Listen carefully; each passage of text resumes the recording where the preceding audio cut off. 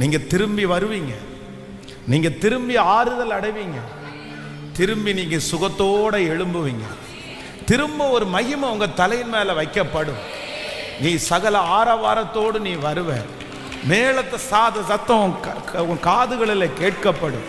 நீ மறுபடியும் கட்டப்படுவாய், நீ மறுபடியும் தலை நிமிர்ந்து வாழுவாய், மறுபடியும் உன்னுடைய பிள்ளைகளை நினைத்து நீ சந்தோஷப்படுவ, மறுபடியும் சந்தோஷ சத்தம் உன்னுடைய குடும்பத்தில் கேட்கும், மறுபடியும் உன்னை நான் எழுப்புவேன், மறுபடியும் உன்னுடைய கையின் பிரயாசத்தை நான் ஆசீர்வதிப்பேன், மறுபடியும் நீ கட்டுவ, மறுபடியும் நீ நடுவ, நீ மறுபடியும் நிம்மதியா நீ தூங்குவ, நீ பயப்படுத்துவார் இல்லாமல் தூங்குவாய், நீ நிம்மதியாய் தூங்குவாய், சந்தோஷத்தோடு நீ ஆலயத்திற்கு வருவாய், மகிழ்ச்சியோடு கர்த்தரை ஆராதிப்ப, மகிழ்ச்சியோடு ஆராதிப்ப.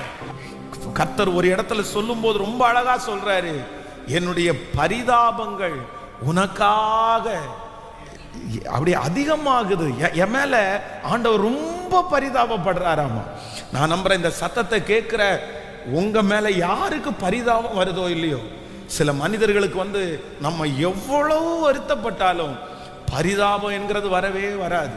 பரிதாபப்படுகிற மனிதர்கள் ரொம்ப குறைஞ்சிட்டாங்க, ரொம்ப குறைஞ்சிட்டாங்க. சாகிற வரைக்கும் பரிதாபப்பட மாட்டாங்க, செத்ததுக்கு பிறகு கூட பரிதாபப்பட மாட்டாங்க.